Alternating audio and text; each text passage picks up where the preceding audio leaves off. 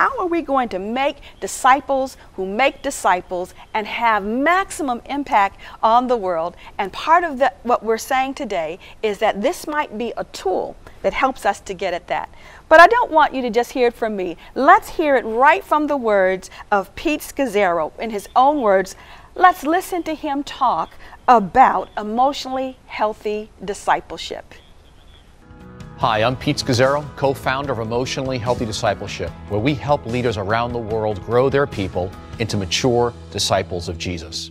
In the next few minutes, I want to give you a basic introduction to emotionally healthy discipleship and show you how it's helped thousands of people move from a shallow Christianity to a deep, authentic relationship with God, themselves, and others. If you've been in ministry for any length of time, I'm probably stating the obvious when I say that leading people into genuine life change in Jesus can be incredibly difficult. Yet our ability to make mature disciples of Jesus affects everything that happens in our churches: leadership development, outreach, worship, healthy community, even giving. I felt this tension for years when I planted New Life Fellowship Church in New York City back in 1987. We did discipleship the way most churches do today. We were connecting people relationally to a small group or ministry, challenging them to serve, inviting them to give of their time, talents, and treasure. But I became discouraged when I realized people in our church were only changing on the surface. They weren't growing up. They stayed spiritual babies instead of growing into mothers and fathers in the faith. As one person said to me, I was a Christian for 22 years, but actually I was a one-year-old Christian 22 times. I just kept doing the same things over and over again. We simply recycled the same problems. So I tried every discipleship strategy I knew. I taught more Bible classes, I added prayer meetings, placed more emphasis on spiritual warfare, put greater focus on spiritual gifts, offered in-depth training on the gospel of grace. I tried everything. While all these are biblical and important, something was still missing. People weren't really changing, and I was exhausted. Sadly, I wasn't changing deeply in my own discipleship either. I was busy and overloaded. And then when one of our congregations had a split, I found myself depressed and angry with resentments I couldn't get rid of. And on top of that, Jerry, my wife, was unhappy and felt like a single mom raising our 4 daughters. In 1996, in this crucible of pain, God met me and Jerry. God helped me realize I was an emotional infant trying to raise up mothers and fathers of the faith with large parts of my own interior life untouched by Jesus. It became starkly clear to us that emotional health and spiritual maturity are inseparable, that it's not possible to be spiritually mature while remaining emotionally immature. In other words, if you're touchy, unapproachable, and defensive, it doesn't matter how gifted you are or how much Bible you know. You are, as Paul says in 1 Corinthians 13, immature. As Jerry and I began integrating emotional health into our own discipleship, we found that sinful patterns in our families, going back 3 to 4 generations, were keeping us from living free and moving forward with God. We also realized our need to slow down our lives. So we took a 4-month sabbatical to experience the power of silence and solitude. We recognized that our life of being with God had to be sufficient to sustain our work for God. And after experiencing our own transformation, we began to implement this in our church, and it was unlike anything we'd done or ever seen before. It is not an overstatement to say it was a revolution for our people. Our people discovered a whole new way to follow and relate to Jesus. We went from a busy doing church to being the church. We went from pretending everything was fine all the time to living whole new levels of truth, especially about ourselves. We no longer measured our spirituality by how much we did for God, but by how much we loved others. And as a leader, I went from feeling like a tired pastor working for God to feeling like a loved son who served out of a cup that overflowed from being with Him. For the past 22 years, we have been doing research and development, refining this material with churches around the world. And now we have turned this into what we call the Emotionally Healthy Discipleship course, a course with 2 parts that you can run at your church. We're talking here about a discipleship revolution.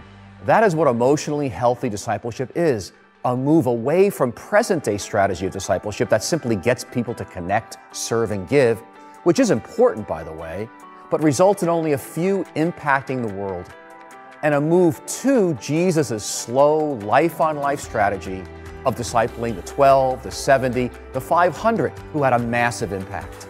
I know your call to bring Jesus to the world runs deep inside of you. But we're never going to do that unless we make disciples who are deeply changed by Jesus. If you're not seeing the fruit God desires for your ministry, if you're tired of feeling like everything depends on you, and if you're struggling to grow your people into spiritually mature adults that you can depend on, then I invite you to take your next step.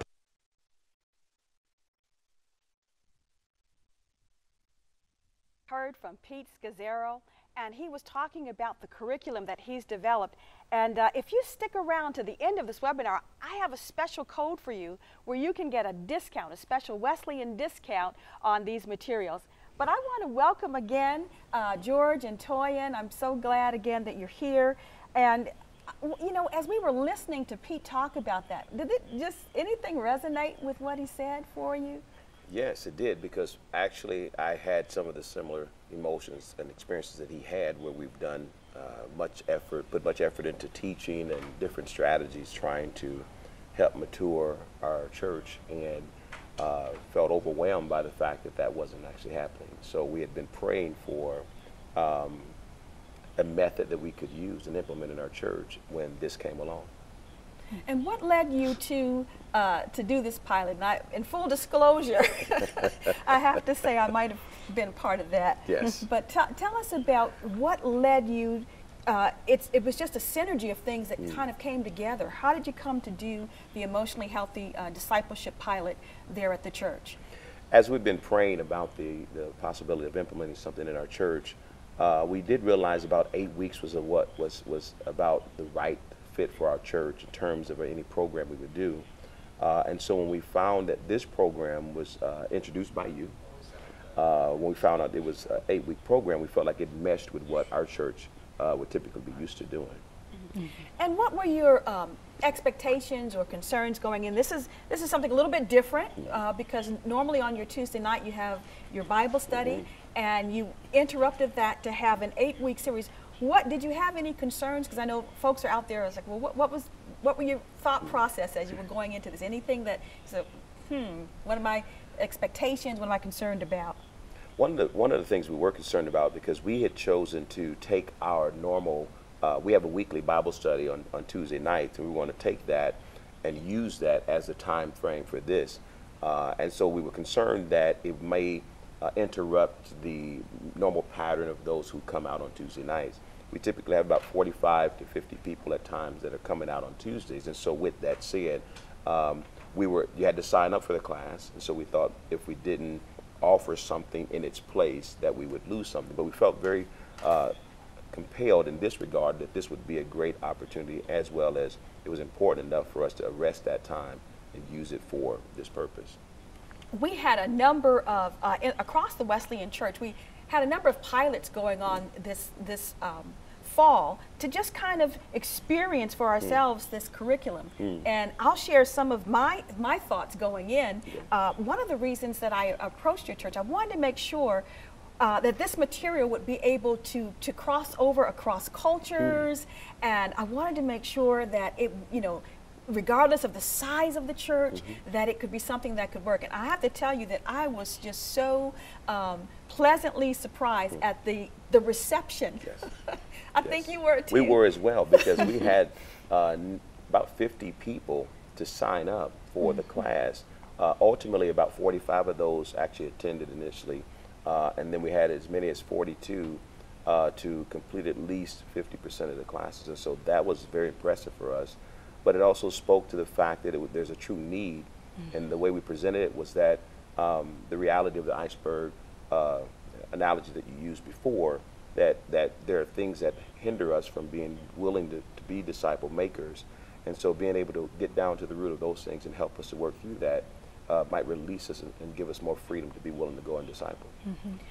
What we have here is actually the curriculum The course is broken down into 2 parts, 2 8-week sessions. One deals with emotionally healthy spirituality and discipleship, and the second course deals with emotionally healthy relationships. And so we were doing the emotionally healthy spirituality, and the preferred format is the one that you did, to have the large group setting. That the Scazzeros really endorsed that as the preferred model. And so we had the large group setting, and you have a point leader. So George and I kind of shared that role of the point leader up front.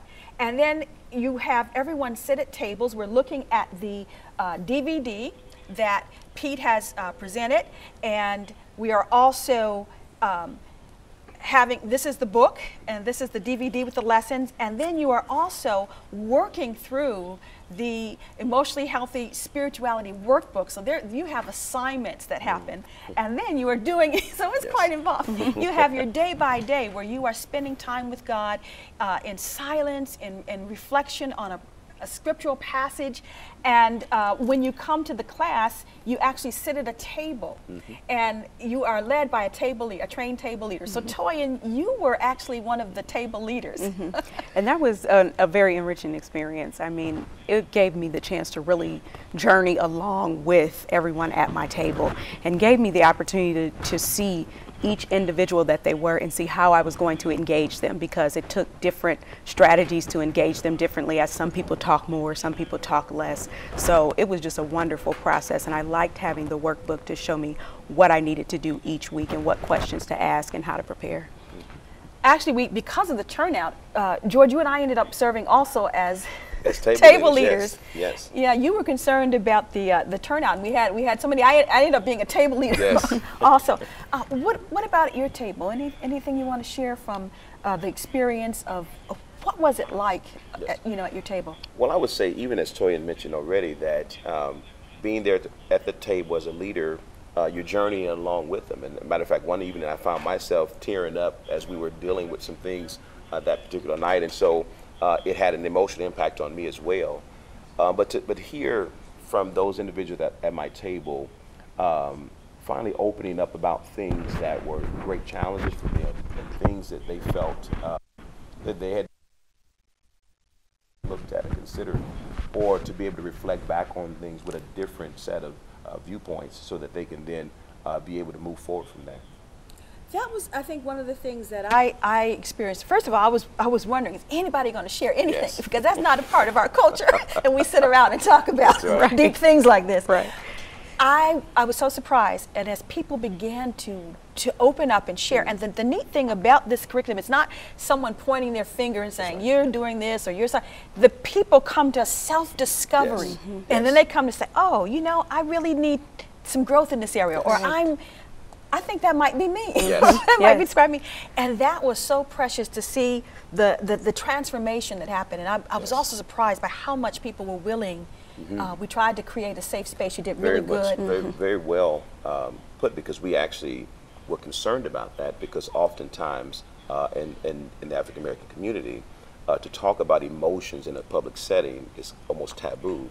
And to actually seek out help regarding those emotions is even more so. And so being able to create an environment that was safe, we continue to reiterate each week that those at the table, we were in confidence with each other.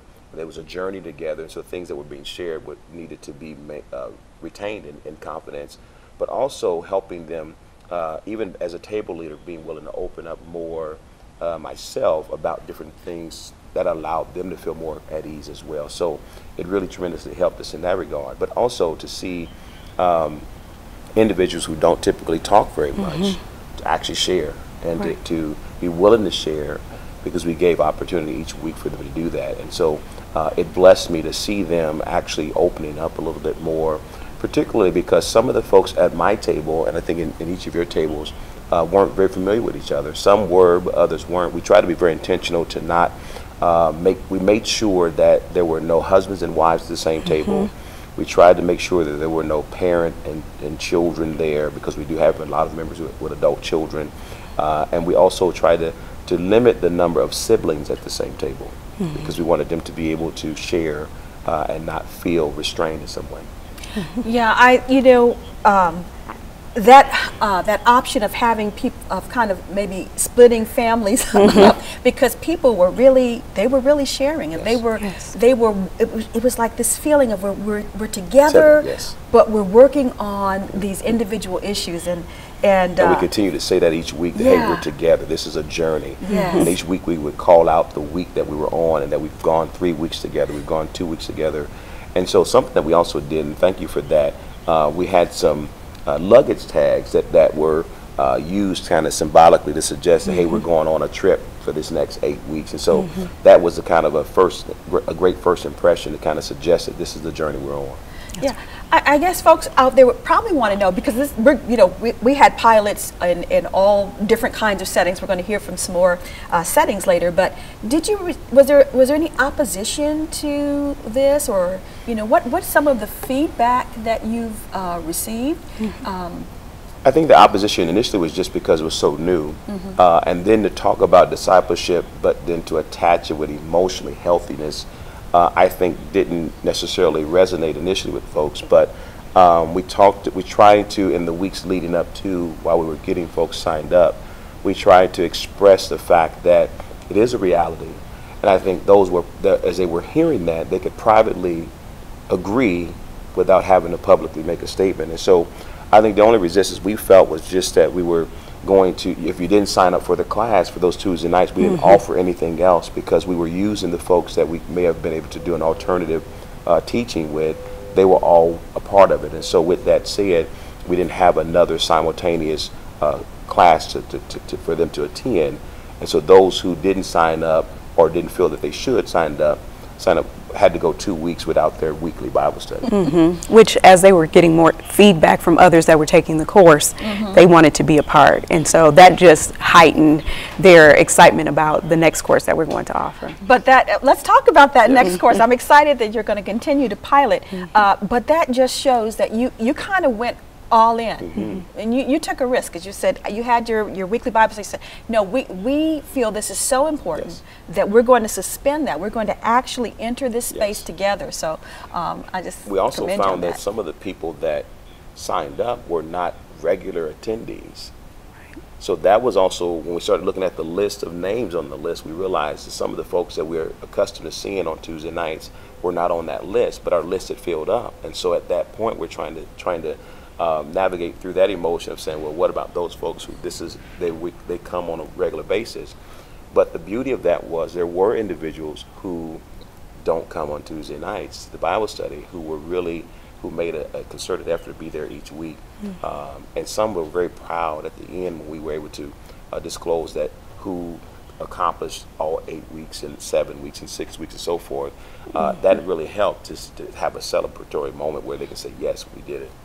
Some positive feedback that I received was just the implementation of the silence into their regular time with the Lord, putting the silence in, and then it made them more conscious of how important it is that we spend time with the Lord daily. Some said it was pretty difficult, just that 2 minutes of just starting out by just getting silent for that 2 minutes. I heard that weekly, that there were victories each week of saying, I actually did it. I was actually able to get quiet and quiet myself long enough to have this space. Yeah, one of the things that we did at George's church, which I think, and that's why we're going to talk later about, you have to modify, you have to know your congregation, because for this community to go right into stark silence would have been too much. So we did a worship song. Your worship leader, our worship leader was there each week. Not long, but just a song to take us into the presence of the Lord, and then we could come out of that and enter the daily office. Because there were many people rushing in. A couple of times we had some inclement weather, and they were getting there kind of late, so they were rushing in from work and things like that.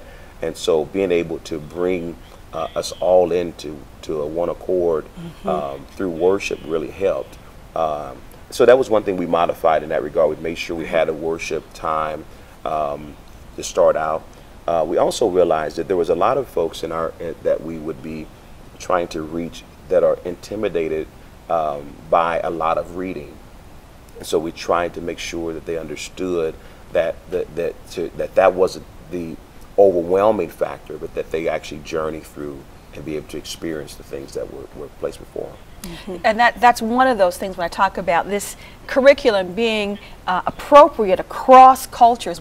That's one of the reasons we were testing it out.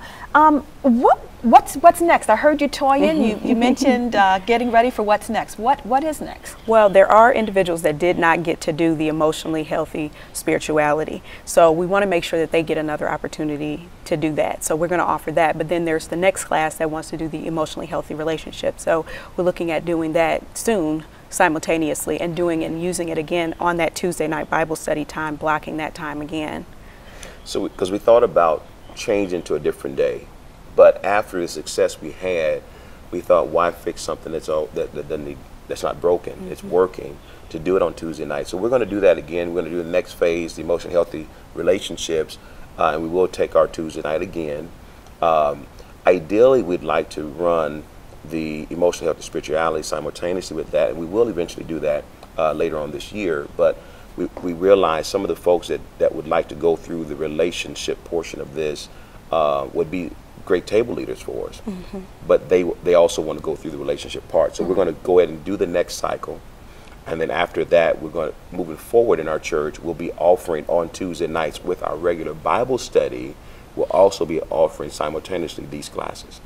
Right, so this is now coming into the DNA. Yes, of you. That's what we wanted to do. That's an important part, because this course it's not just a one and done or just a plug and play, but we're actually talking about a cultural change towards discipleship. And we would actually like to see it in our church where people are asking each other, have you taken the class? Yes. You know, have you done that? Because one of the things that we know is a great challenge in every church is motivating our congregants to become evangelists and disciple makers. And so one thing that holds them back oftentimes is there are things that they're still dealing with that they know if they get too close to someone else, that'll be exposed. And so it holds them back. So if we can get rid of some of those things or help them to work through some of that, then they'll be free to be able to share their life with someone else and share their discipleship journey with them. Yes. You bring up something I think that is really at the heart, because some people are like, emotionally healthy spirituality and how does that play into discipleship? But it's precisely that point, that sometimes people are so burdened and tied up in their own journey that if we can get them free, then they can be that disciple maker we want them to be. So I'm so glad that you brought that up. In fact, I want you to stay around. We're going to have a special code, tell you how to get a code that you can get a discount on those materials. But I want you to, what would the two of you say to a church that is thinking about, or because today folks are watching, they know we have this partnership and they're still kind of thinking, any words you want to give to folks? I would say if you're considering what's next in terms of trying to disciple in your church, I think this is something that would be worth your while to consider. As I said before, we've tried a number of different things, and this came in a time where I was really praying and seeking God as to what to do next. And so in having this, it gave us a great tool, but not just a tool. We were hoping to be able to culturalize discipleship in our church. And so this gave us that opportunity, or catalyst, to be able to do that, because there are so many things that we can do as it relates to this to bring folks along to that place where they feel comfortable with their disciple making. Thank you. I want you all just to stay with me here. I want to show a clip. We also, as I said, we had a number of places where we were piloting the emotionally healthy discipleship curriculum, and I want you to hear from a couple.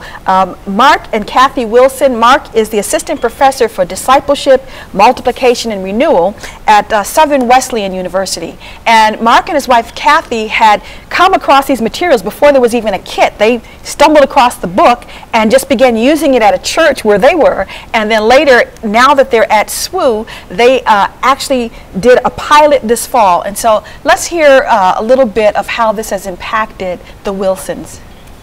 My name is Mark Wilson, and my wife Cathy and I lead emotionally healthy discipleship courses with Alive Wesleyan Church and Southern Wesleyan University in Central South Carolina.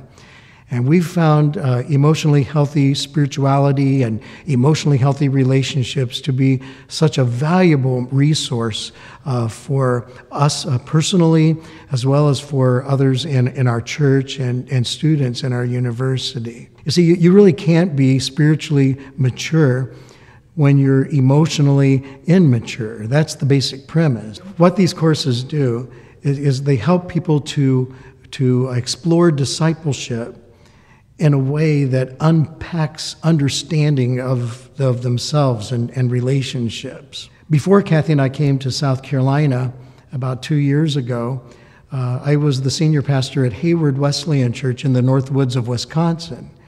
And there, over 200 people went through emotionally healthy spirituality courses, and it was transformational for them. I saw that firsthand with Cathy. God really used EHS to bring new understanding and to transform her life, and it helped her in her spiritual journey. Emotionally Healthy Discipleship courses were something that were life-changing for me.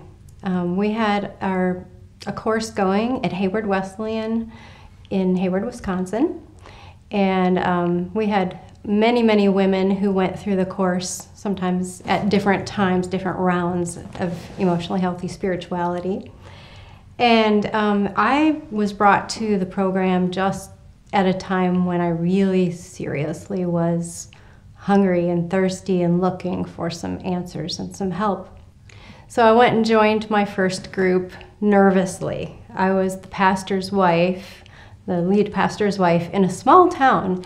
And when that happens, it really does feel like a fishbowl, and I kind of felt like everyone's watching me, and I didn't think that it would feel very safe to be really honest and open, and yet that's really what my soul needed, was to be able to be open and honest and vulnerable with some safe people. And so I really prayed about it, and I pretty much intended not opening up very much. But God encouraged me to be able to give that a try, to take risks. And He put me exactly in the right group of women, and they were very supportive and understanding and helpful. And it just kind of broke down some outer shell that I had built around me. And then I was able to really engage with a lot of the principles of the book, the Emotionally Healthy Spirituality book. One of the things that grabbed me right away was that it was written by a pastor.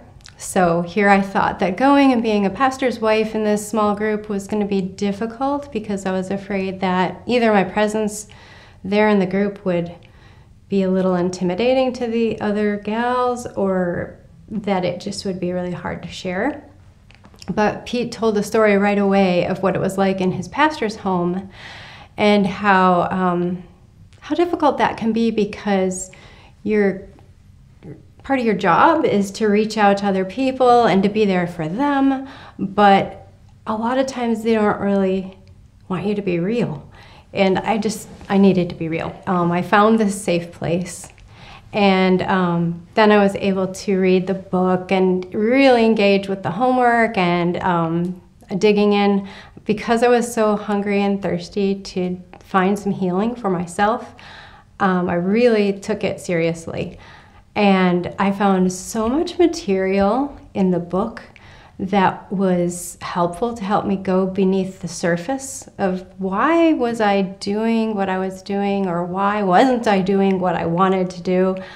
That thought that we can't really be spiritually mature without being emotionally healthy, that seemed real to me, because I knew deep down that my spirituality that I thought I was projecting to people was based on rules and expectations and trying to be a good church person, but it wasn't always coming out of something that was real. So to be able to take the hurt and the pain that I felt like I was trying to cover up and protect and bring it out into an open place and have people support me and love me and understand and pray for me, and then combine that with what I honestly wanted to be real in my life. It just put me in a great place where God could do a lot of healing. So we recommend, highly recommend, emotionally healthy spirituality,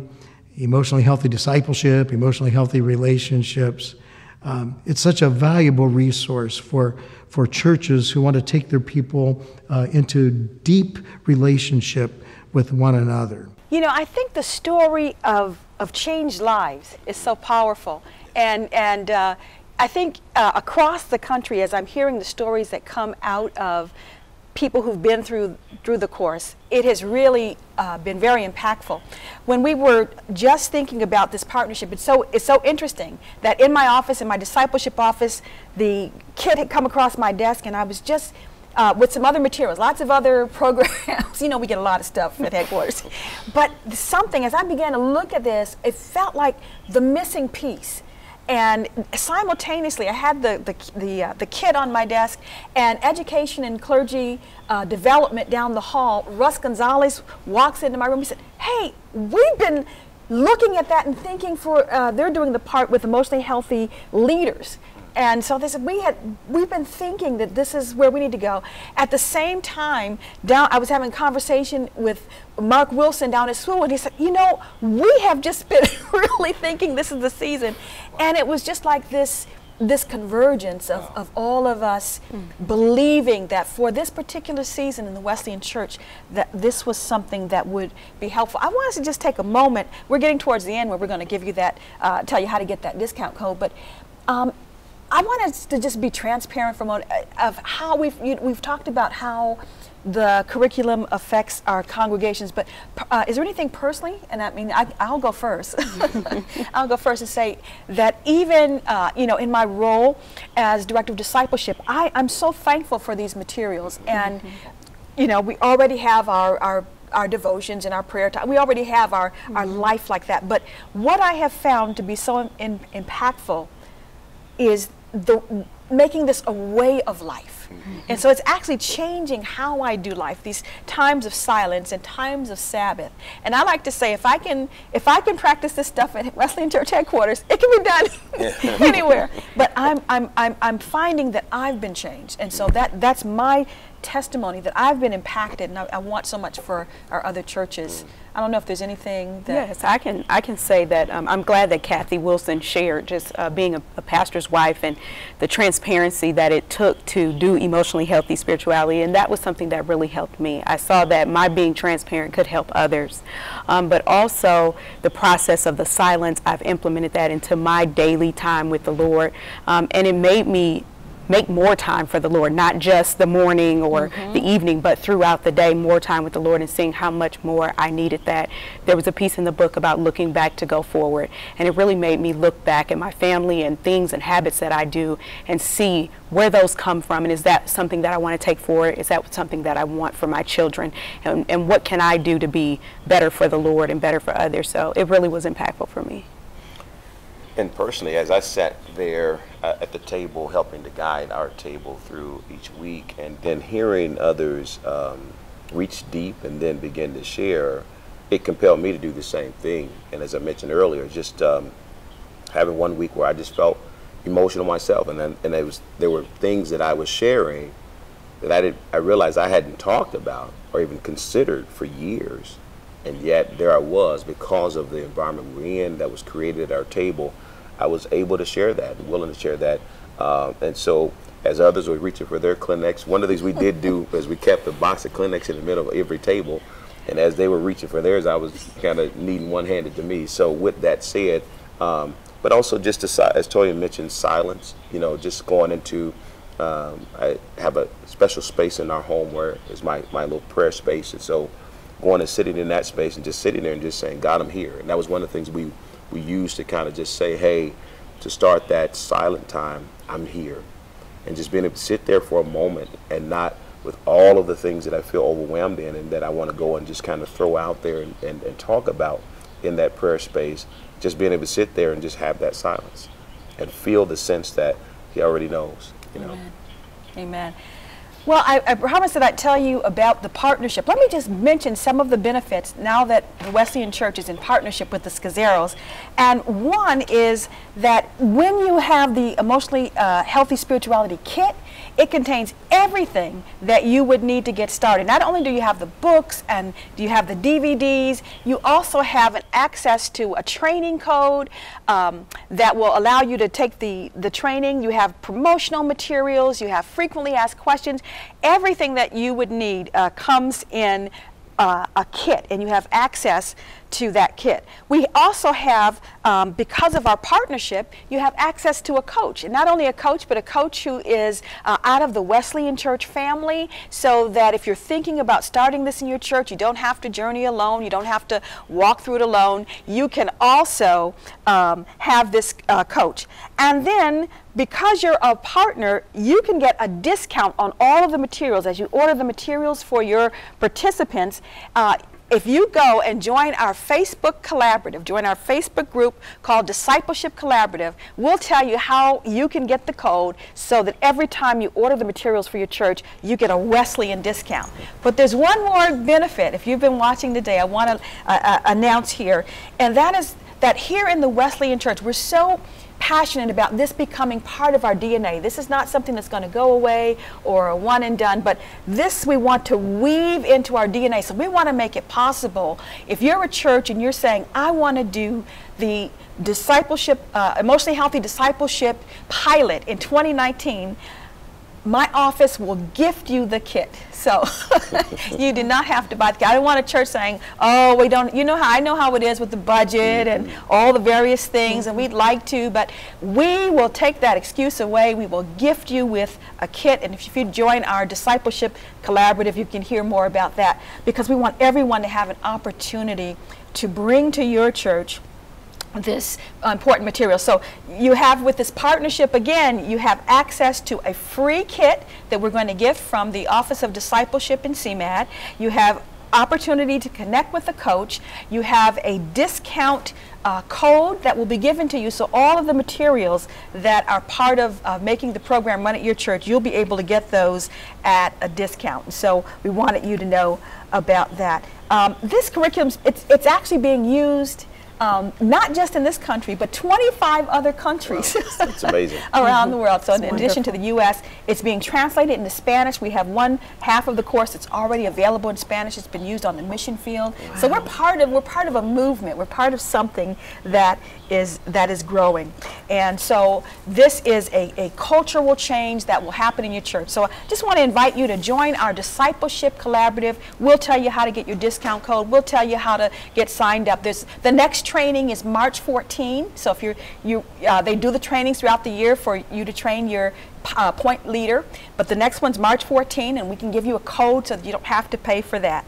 And so we wanted to share. We can't possibly go through everything, yes. But we can give you a taste. Hopefully we've whet your appetite about this emotionally healthy spirituality curriculum.